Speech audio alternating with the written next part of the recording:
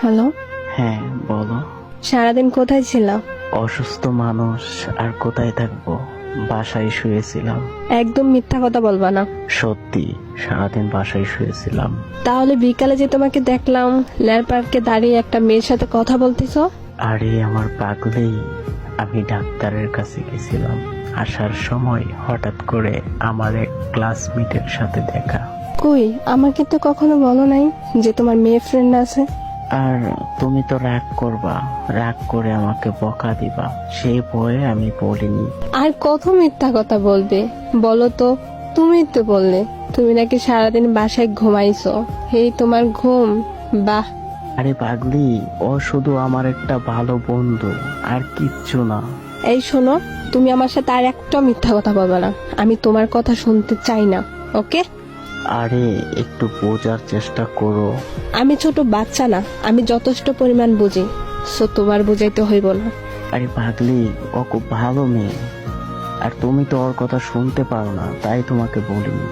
আরে সে তো তোমার কাছে ভালো হবেই, কারণ সে তো সিগারেট এনে তোমার হাতে তুলিয়ে দেয়, আর আমি সিগারেট খাইতে তোমাকে মানা করি, তাই না? আমি সত্য বলছি, আমি তোমাকে ছাড়া অন্য কোনো মেয়ের সাথে কথা বলি না। তোমাকে না জানিয়ে কত কিছু করে ফেললে, আর আমি আমার মামার তো ভাইয়ের সাথে আমাকে সহ্য করতে পারো না, তাই আমি মামার বাড়িতেও যাই নাই।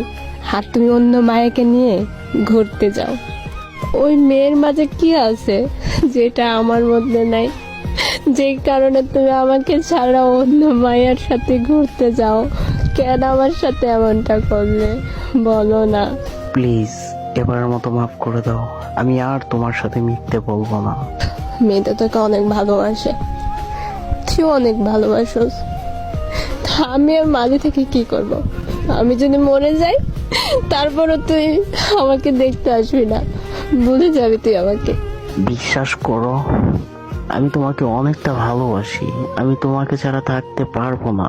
আর কি বিশ্বাস করবো তোমাকে? তোমাকে তো আমার নিজের থেকেও বেশি বিশ্বাস করতাম, আর তুমি আমাকে দিনের পর দিন মিথ্যা কথা বলে গেছো। কেন আমার সাথে এমনটা করলে, কেন? সরি, আমার ভুল হয়ে গেছে, মাফ করে দাও। আর কিছু শুনতে চাই না, আর কাউকে আমি সুযোগ দিতেও চাই না। অনেক দেখেছি আমি তোর কাছ থেকে, শুধু আমি কষ্টই পাইছি। তার থেকে ভালো আমার মরে যাওয়া। আমি মানছি আমার ভুল হয়ে গেছে, এবারের মতো মাফ করে দাও।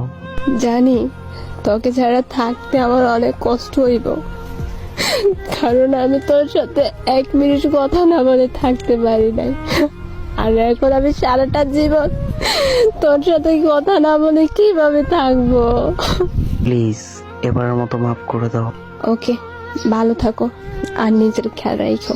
প্লিজ, আমার সাথে তুমি এমনটা করো না, আমি থাকতে পারবো না তোমাকে ছাড়া। প্লিজ। আর কোনো কথা শুনতে চাই না, ভালো থেকো।